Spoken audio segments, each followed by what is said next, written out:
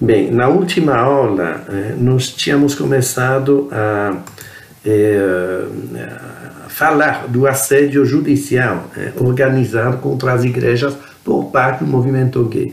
E esse modelo, evidentemente, vem dos Estados Unidos. Então, a tática, fundamentalmente, ela consiste em provocar o caso, de forma a fabricar, digamos, o precedente e vencer a contestação por avanços jurisprudenciais sucessivos. Então, solicitar, por exemplo, solicitar o serviço de um fotógrafo católico para cobrir um casamento gay, e isso, evidentemente, acaba, inevitavelmente, em recusa por motivo de consciência. Então, basta, portanto, identificar o alvo, basta identificar o fotógrafo católico em questão, não é mesmo? Para criar um incidente e intentar uma ação por tratamento discriminatório. E essa tramóia, ela alcançou proporções literalmente epidemiológicas nos últimos anos, né? Então, a conspirata é sistemática, é quase diária. Gay pegou cristão pela garganta e ameaça com multa, cancelamento de registro profissional, suspensão de álvara municipal, e a coisa vai, né? Então, vocês têm que entender que demolir a barreira moral religiosa é vital para a engenharia cultural LGBT, porque o projeto não passa onde há fé. É incompatível. É a colisão frontal. Por isso, inclusive, os seriados de televisão nos Estados Unidos sempre fazem questão, os que pelo menos, os que apresentam, então, o personagem cristão, eles sempre fazem questão de prestigiar, digamos, o jeito cool do cristão light, para induzir por tabela sentimentos de aversão, então, para o crente quadrado, entre aspas, né? Então, existe, naturalmente, muitas igrejas dispostas a esquecer a revelação para funcionar como country club, né? Inclusive algumas, geralmente animadas por pastores gays, algumas, então, cuja única razão de ser é justamente promover a agenda homossexual. Elas são criadas para isso, né? Então, isso se tornou relativamente comum, né? Então, não falta também associação religiosa, entre aspas, para tomar posição contra a cura gay, por exemplo, né? Para as terapias, de reconversão, não é mesmo? Tem gente por aí falando em teologia inclusiva, outros para falar em Bíblia gay, né? Então, parece até um pouco engraçado, mas sim, a gente topa com esse tipo de expressão, casamento homossexual religioso já acontece, inclusão de pastora lésbica, expulsão de clérigo homofóbico, releitura homofeminista das escrituras, bispo homossexual, liturgia especial para casamento entre pessoas do mesmo sexo, bem como ordenação de pastor transgênero. Tudo isso já faz parte do panorama, né? Então, e a guerra é semântica, eu já falei para vocês, é uma manipulação da linguagem, não é? Então, isso não dá trégua, não. Gay destrói o casamento mudando o sentido da palavra casamento, destrói a família mudando o sentido da palavra, destrói a Bíblia mudando o sentido da palavra, destrói o ministério mudando o sentido da palavra, destrói a ciência mudando o sentido da palavra, destrói a laicidade mudando o sentido da palavra, e destrói também as igrejas mudando o sentido da palavra. É assim que funciona essa guerra, não é mesmo? Então, igreja agora que não se corrompe é um pesadelo para o homossexualismo político, porque a palavra, justamente com P maiúsculo agora, não transige, a não ser justamente para quem quer destruí-la, mudando-lhe o sentido. Mas quando cristão compra o conto, não entra na conversa, então realmente se torna um pesadelo para o movimento LGBT. E, inclusive, se vocês lembram bem, eu já citei várias vezes aquela cartilha do militante, do Hunter Madsen e Kirk Marshall. Em várias oportunidades das minhas aulas, eu voltei para essa cartilha. É uma cartilha, então, que orienta os ativistas pelo mundo afora, que dá conselhos, instruções, como se comportar.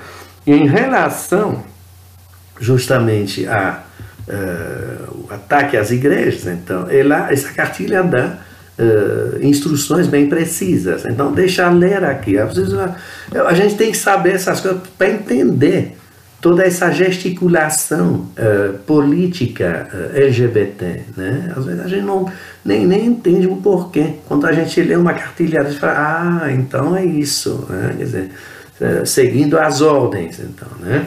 Então, presta atenção, olha o que eles estão falando aqui. É preciso também sujar as águas morais das igrejas, é a expressão que eles utilizam. Divulgar o apoio a igrejas moderadas. As igrejas moderadas são as igrejas simpatizantes, evidentemente, né? Levantar objeções quanto à interpretação conservadora da Bíblia. Minar a autoridade moral das igrejas homofóbicas, pintando-as como atrasadas, fora da modernidade, em descompasso com as recentes descobertas da psicologia.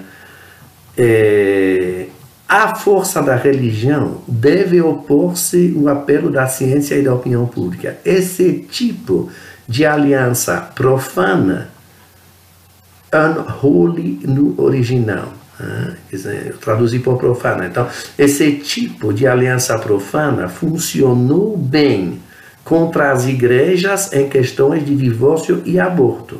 Com bastante conversa, pode funcionar mais uma vez. Então, isso são as instruções da cartilha do militante, não é mesmo? Daqueles gurus primeiros, aqueles dois professores da Universidade de Harvard, não é mesmo? Hunter Madsen e Kirk Marshall. Então, cristão de verdade é alvo de cerrada patrulha e impiedosos ataques.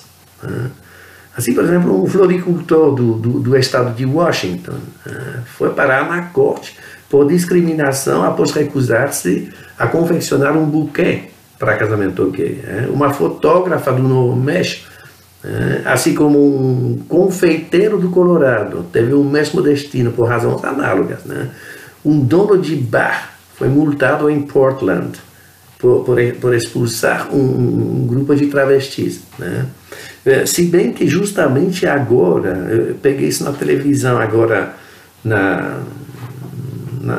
canal Fox, que a gente pega aqui no Brasil, e que dá... a CNN, por exemplo, simpatiza com o movimento LGBT, e a Fox ela é mais conservadora, então toma as dores, não é, daqueles que são perseguidos pelo movimento gay. Então, esses dias justamente eu vi uma entrevista de um confeiteiro junto com a advogada deles. Então eles tinham levado um caso desse para a Suprema Corte. A Suprema Corte vai decidir agora se o confeiteiro em questão tinha a obrigação ou não de fazer um bolo para o casamento gay, que ele se recusou.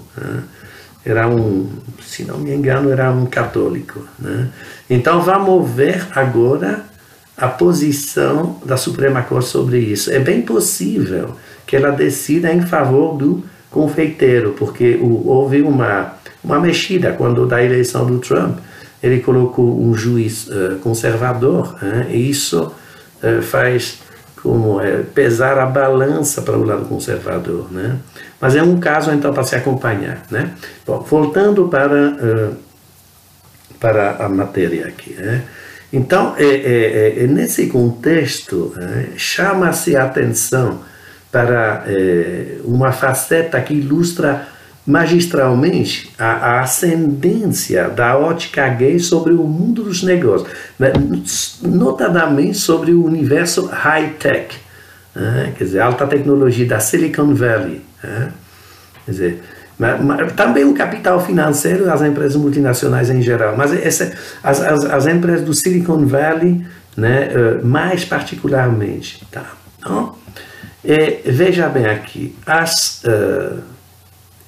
manobras às quais acabo de me referir, então, elas têm causado reação dos cristãos, dos judeus, dos muçulmanos, não é? Que buscam desesperadamente proteção em leis que abrem espaço para a objeção de consciência. Objeção de consciência significa o seguinte: então, encomenda um bolo para um casamento gay, não, eu sou objetor de consciência, então minha consciência não me permite.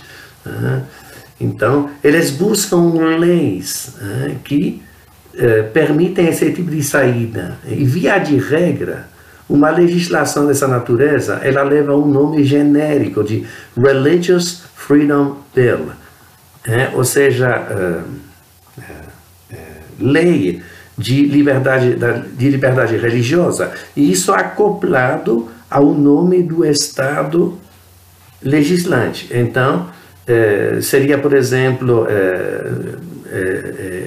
Louisiana Religious Freedom Bill, não é mesmo? Illinois Religious Freedom Bill, e é assim que se chamam essas leis, né? E, recentemente, a Louisiana e o Illinois, justamente, adotaram um instrumento desse tipo e caíram sob o fogo cerrado da IBM, da Microsoft e da Apple e outras marcas bem conhecidas, mas essas se destacaram particularmente nos ataques, né? Então não faltou nada, ameaças, cancelamento de investimentos. Essas empresas então cancelaram investimentos no estado da Louisiana e do Illinois justamente porque adotaram esse tipo de leis que permite ao cristão então fazer objeção de consciência.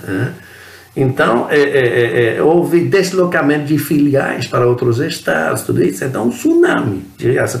Então a minoria oprimida em peso, numa operação sem precedente de asfixia econômica para mostrar quem realmente manda. Isso mostra realmente o poder do lobby gay. Fala minoria oprimida, mas o quê? Não é mesmo? Oprimido é quem é atropelado por essa máquina, evidentemente. Então, os exemplos citados são apenas uma ínfima amostra da guerra sistemática conduzida contra lojistas cristãos que insistem na dissidência. Então, as investidas contra a isenção fiscal também das igrejas é também outro aspecto para acompanhar de perto. No entanto, gente, nada tão preocupante quanto o caso do reverendo Ake Green, um reverendo sueco. Eu tenho que contar esse caso porque ele realmente me impressionou. Okay? Para resumir esse caso, a Suécia ela emendou sua legislação antidiscriminação para equiparar o desrespeito à orientação sexual, para equiparar o desrespeito então à orientação sexual a crime de racismo e coisas afins. Então tem uma lei antirracista e essa lei então ela foi estendida para abranger o crime, entre aspas, de desrespeito à orientação sexual. Isso na Suécia. Se você quer saber precisamente como advogam certas vertentes políticas com o apoio da Procuradoria-Geral da República no Brasil. Quer dizer, há um parecer da Procuradoria-Geral favorável a esse tipo de extensão, então, da lei antirracismo para cobrir, não é mesmo, os casos de homofobias.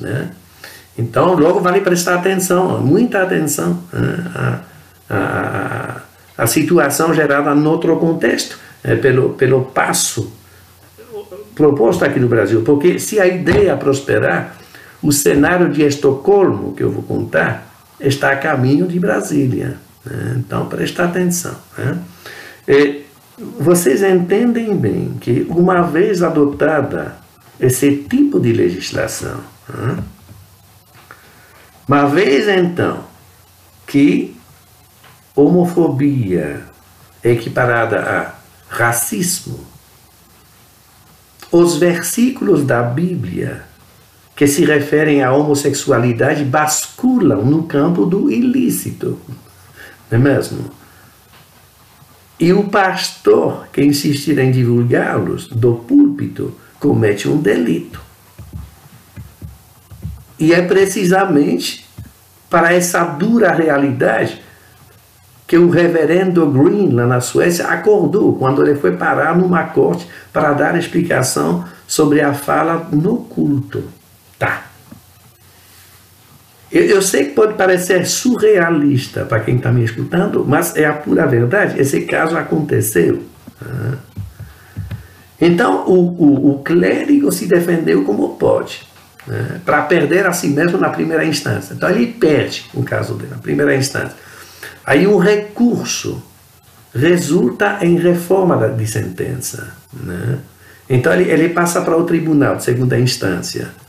Aí, a procuradoria do Estado sueco resolve levar o caso para a Corte Suprema. E eis onde o jogo adquire todo o sentido. Então, de instância em instância, a coisa vai parar no Supremo, na Corte Suprema da Suécia. E o réu, no final, a bem da verdade, ele foi absolvido. Contudo, a argumentação da acusação vale ouro, porque lembra muito o que enfrentou Galileu em seu tempo. O caso não opôs um pastor à procuradoria. O que aconteceu foi muito mais sutil. Tratou-se, na realidade, de um litígio entre Bíblia e Estado. Tá? Com retransmissão ao vivo, inclusive pela televisão, como uma Copa do Mundo. Quer dizer, a nação sueca inteira segurando o fôlego. Todo mundo assistiu isso, então, esse julgamento na televisão. É como se fosse uma final de Copa do Mundo. O parlamento parou para não perder um minuto. E, de repente, o impensável. No meio, então, da sua argumentação, o advogado-geral, questionando a versão bíblica, a alicerçar o posicionamento das igrejas e explicando que existem traduções modernas mais adaptadas às contingências. Tá. Então, o que a gente viu naquela hora, para vocês tentar entender a gravidade de uma coisa desse tipo. O que a gente viu é o representante do Estado exortando o pastor a aderir à visão de gênero e a atender às opções políticas do governo. Um pouco como se o Papa sugerisse para a Suécia moldar o Código Civil de acordo com o Antigo Testamento. É mais ou menos isso.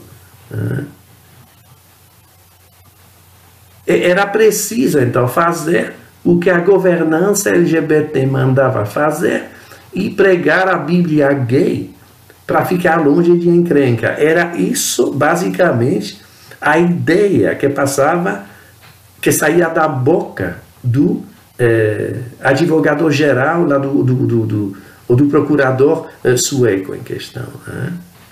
Agora, o pastor Green, lá, o reverendo em questão, ele deu uma de Lutero, bateu o pé no chão e acabou ganhando a causa. Agora, não é garantido, viu, gente, que o judiciário brasileiro julgaria da mesma forma, em circunstâncias afins. Porque sua composição e seu histórico indicam antes o contrário. Portanto, vale ficar atento, muito atento, àquela ação direta de inconstitucionalidade por omissão, 26, a hora em andamento no Supremo. Então, para resumir o que é esse tipo de ação, o que significa isso, o que é esse instrumento, deixa eu ler aqui a definição. Então, essa ação de ação direta de inconstitucionalidade por omissão, então, fala a definição, um remédio constitucional que visa proteger o indivíduo da omissão do legislador ou até mesmo da administração pública quando estes deveriam agir e não o fizeram, deixando desta forma de regular o exercício de um direito previsto em norma constitucional de eficácia limitada. Então, se o legislador não legisla para, ou a administração, então, não adotar um regulamento para regular o exercício de um direito previsto na Constituição, então o Supremo o faz por conta própria. É isso. Então, em tal hipótese, o Supremo Tribunal Federal dá um prazo para o órgão-alvo reagir. E ele toma a iniciativa de sanar o problema por conta própria, caso nada acontecer no tempo concedido. Então, na ocorrência, no aspecto a qual estou me referindo aqui, essa ação direta, ela foi introduzida pelo Partido Popular Socialista, o PPS, sob a alegação que a demora do Congresso em adotar uma lei de proteção especial para a população LGBT resultaria em violação dos direitos constitucionais da população LGBT. Tá? Então, imagina você. O PPS alega, nesse caso, que a demora do Congresso em legislar como gay quer que ele legisle, então isso resulta em violação dos direitos gays. Um projeto legislativo tramitou durante anos para parar por falta de apoio na casa dos deputados no Senado. Então, não é por inércia. Alguém apresentou um projeto legislativo, não é mesmo? Então, e tramitou, mas parou, não foi para frente. A proposta foi discutida e rejeitada várias vezes, simplesmente porque nunca interessou a maioria, pronto. Entretanto, o Partido Popular Socialista, o PPS, acha que não votar como gay quer caracteriza inação e por isso ele pede para a justiça fazer o que parlamentar não faz, mas conforme estima deveria fazer. E eis aonde nós chegamos. Então, imagina então um movimento homofóbico aí, estimando que o Congresso deveria votar uma lei para botar gay na cadeia. E aí então, como o parlamento não quer legislar, não é mesmo, de acordo com os gostos daquele movimento homofóbico, então eles entram no Supremo para o Supremo encostar o legislativo na parede e criar uma lei por conta própria se o legislativo não reagir. É um pouco isso, reverte o quadro para ver o absurdo da coisa, não é mesmo? Então, a petição do partido do PPS sugere nada mais, nada menos que a equiparação entre gay e negro. Tá? É mais ou menos isso, para efeitos de legislação antidiscriminatória. É o que nós temos lá na Suécia, que deu esse caso, então, com o reverendo Green. E se isso acontecer, o que é bem provável, então, porque o Procurador-Geral da República emitiu um parecer favorável, Então, se isso acontecer, o conceito de raça passará a abranger bissexual, transgênero, pansexual e tudo mais, para dedicar-lhes a proteção hoje reservada à fração afrodescendente. Então, vai ser mais uma raça na composição étnica do Brasil. Isso para rir, não é mesmo? Mas é mais uma facada na democracia para chorar. Não é mesmo? Porque quem faz a lei da democracia é o Congresso, e ele julga, ele responde às demandas do eleitorado. Se o eleitorado não quer uma lei dessa, então fica por isso, tem que respeitar. Não? Então nós estamos criando uma casta de intocáveis. É um absolutismo gay à vista.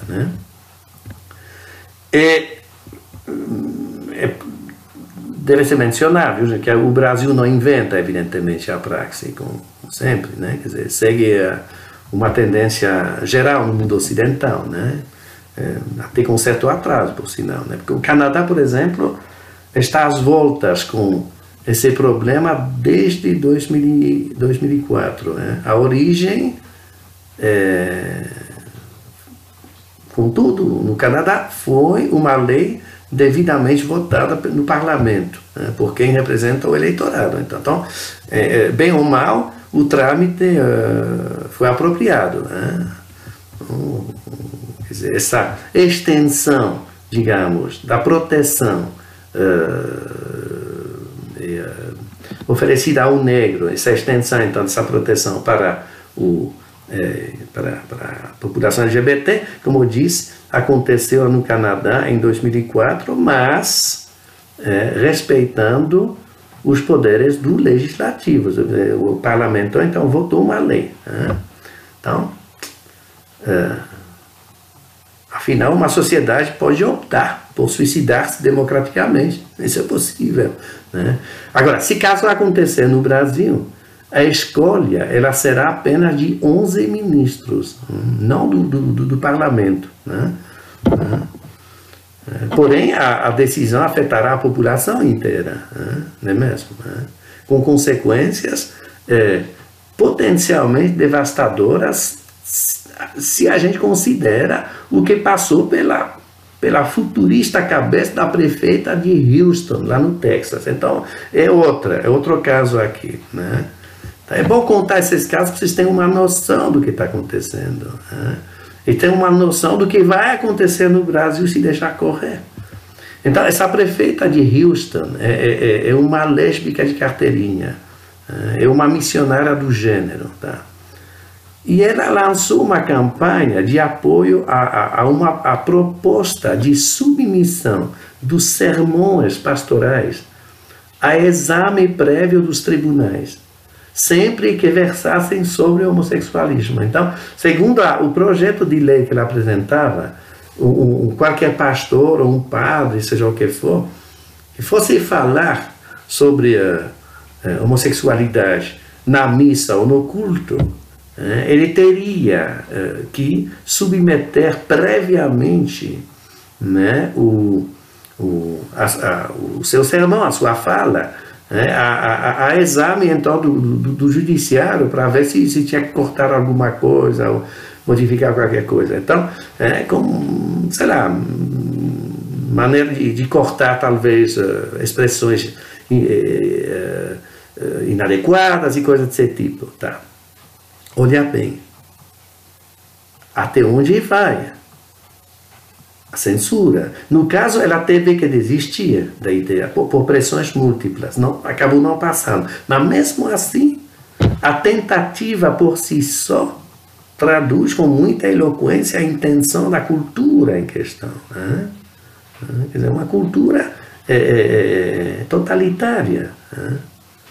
Não é mesmo? Agora, é importante, viu, gente, notar mais uma vez, nós já mencionamos isso, notar mais uma vez a unilateralidade do ativismo judiciário e também das iniciativas legislativas em questão, porque é sempre o Estado fechando fileiras com o gaysmo, contra cristão, nunca o inverso, você não vai ver isso. O cristão fica se defendendo, o gay está atacando com a ajuda do Estado. E aí, evidentemente, o militante LGBT, incentivado pela parcialidade do sistema, ele multiplica as afrontas a locais de cultos, a símbolos religiosos, ele cria asa, evidentemente, se sente forte. No entanto, sem muita consequência. Assim, por exemplo, manifestantes LGBTI rompem aos berros lá na Catedral de St. Patrick, em Nova York, ou numa igreja de Chicago, interrompendo missas com insultos, insinuações obscenas, tudo isso, porém sem reação perceptível da justiça.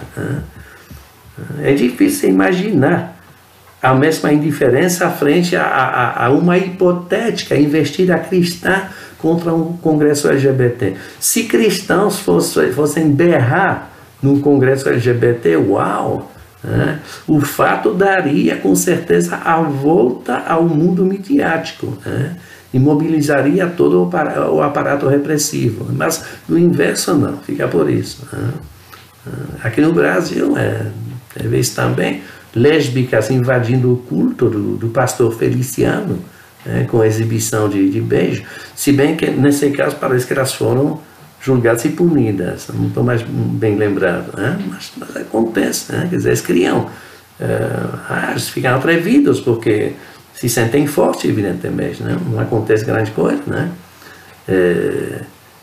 gays apedrejando manifestantes católicos, quer dizer, você puxa isso lá em YouTube, você vê isso, ou encenando crucificação ofensiva na parada gay, todo mundo ouviu isso, televisão também zombando de evangélico, assim já é comum, e sem reação particular justamente, então, sem reação da Procuradoria-Geral da República, que quando é para, como eu vou dizer, se para atender à vontade gay, então beleza, então nós vamos até dar um parecer, como mencionei, se manifestar em favor da extensão da proteção concedida ao negro, então, para a população gay. Mas no caso, quando o inverso, então, quando o cristão sofre ataques, assédio dos gays, nada de assimilar cristão a afrodescendente, por exemplo, naquelas horas. Nada de inventar uma nova raça, nenhuma notícia do Estado laico. Pronto, cadê? Um silêncio ensurdecedor. O guardião, então, da diversidade religiosa, repentinamente mudo. Quando muito, uma reprovação pro forma, na pontinha dos lábios, para fora, não é? Para ninguém falar que não disse nada. Mas eu digo, a coisa é realmente unidirecional. Sempre reage para proteger o gay e contra o cristão. Nunca vai no sentido inverso. Agora, para encerrar esse capítulo judiciário, vale a pena também consagrar algumas linhas à implicância de uma magistrada carioca com o deputado Jair Bolsonaro. Então, esse caso, ele tem aspectos folclóricos, assim, trágicos, também cômicos, então, tragicômicos, digamos. E só que ele é de classificação meio delicada, assim, é difícil, mas é rico em ensinamentos, e ele merece um comentário, porque a juíza, na realidade, ela dá uma lição de democracia às avessas, ao contrário. Porque ela age exatamente como faz a ditadura, evidenciando por tabela o que comandaria o respeito à soberania popular. Né? E Bolsonaro, ele é parlamentar, então ele se beneficia, por isso justamente, de imunidades para vocalizar a sensibilidade do seu eleitorado sem medo de ir preso. É isso o sentido da coisa, da imunidade parlamentar. Se não fosse assim, então o voto não surtiria efeito, visto que não influenciaria os rumos legislativos, porque o representante teria medo de se expressar, teria medo de influenciar, de impactar, não é mesmo? Né? Aí o povo teria que resolver o problema à paulada. Pronto. Né? A invenção do parlamento, ela serviu precisamente para sair das cavernas e buscar soluções na diplomacia, parlamentando, não é mesmo? Como gente civilizada, trocando ideias, em vez de jogar pedra, não é mesmo? Então foi, sem dúvida, o melhor achado da história para trocar violência por palavra. Mas, obviamente, tem que poder falar. Do contrário, o componente político amordaçado, ele volta à barbárie, não é mesmo? E vai queimar ônibus na rua, evidentemente, né? Então, imunidade parlamentar é peça vital do sistema. E não cabe ao judiciário determinar como ou até onde o legislativo pode produzir discursos e vender ideias. Não pertence ao judiciário fazer isso. Quem decide isso é a urna, é o eleitor, escolhendo quem faz sentido e afastando quem diz besteira. Então, a punição eventual, ela vem do eleitorado, não de um juiz. Não é mesmo? Senão você está negando a democracia. Inclusive, a multar o Bolsonaro. Então, essa juíza, ela devia também punir o Jean Willis, por exemplo. Porque esse Jean Willis, diariamente, ele rotula meio mundo de homofóbico, que é um termo que ele quer antes de insulto que elogio. Então, está insultando os outros agora, né? E se você quer saber, a seguir essa lógica dessa juíza, nós podíamos simplesmente mandar fechar o Congresso e proibir qualquer expressão política em público, porque nesse campo todo mundo ofende todo mundo. Estamos de acordo? Isso é próprio da política. Beleza, então como essa juíza ela não consegue educar todos ao mesmo tempo, imagino, então por enquanto será só o Bolsonaro. À guisa de consolo, o cidadão pode sonhar com o Brasil sem preconceito, sem homofobia, sem sexismo, sem machismo, sem estereótipos ou discriminação e ademais com boa dose de igualdade sexual, livre expressão sexual, polivalência sexual, direitos sexuais, direitos reprodutivos, direitos humanos, claro, e direitos LGBT, talvez direitos transexuais, pansexuais, bissexuais ou multissexuais, assim como todos os direitos da civilização genital vindoura. E também, sobretudo, quer dizer, com o dever a recair sobre o trabalhador honesto de bancar todos esses direitos cada dia, não é mesmo? O pedido de abertura de inquérito formulado pela Procuradoria-Geral contra o candidato às eleições presidenciais, Levi Fidelis, por discurso de ódio, isso aconteceu em debate televisivo nas últimas eleições, deixa-se interpretar de forma análoga. Na democracia, o eleitorado é que se encarrega de punir ou recompensar no voto, exatamente como julgar conveniente. Não é mesmo? O Irã funciona um pouco disso. Você vai para o Irã, ela é diferente, porque a República Islâmica, ela se organiza em 2 níveis. Primeiro, ele é composto pelo alto escalão da hierarquia religiosa, e ele é o guardião da lei divina. E enquanto o segundo nível, ele configura um legislativo, executivo e judiciário nos moldes clássicos, como nós temos aqui no Brasil. Ele rege os interesses mundanos, então a fisionomia, se você olha para a cara do sistema, a fisionomia, ela não difere muito do sistema brasileiro. Porém, o plano espiritual, o plano religioso, ele supervisa o secular. E ele filtra os candidatos, inclusive, a postos eletivos. Então, ele funciona como um tribunal eleitoral, não é mesmo?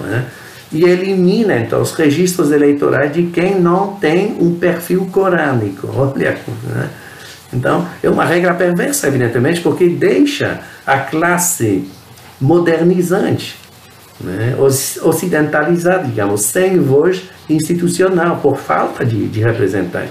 Porque senão pode um candidato julgado anticorânico não vai poder se candidatar, então pronto. Quer dizer, a parte, talvez até, ou sei lá, laica ou moderna, ou chama o que você quiser, da sociedade, ela não vai poder ter representação no corpo legislativo, porque o registro eleitoral, o candidato será cassado. E esse universo de interesses, ele tende, evidentemente, a expressar-se na rua com virulência, porque eles não têm representação política. Então, saem na rua, então, jogando pedras. Isso sempre acontece,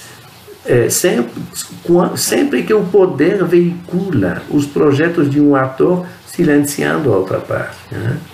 Então, portanto, um corão gay balizando os discursos de campanha com ayatolás LGBT a conceder ou negar certificado de conformidade não é boa ideia.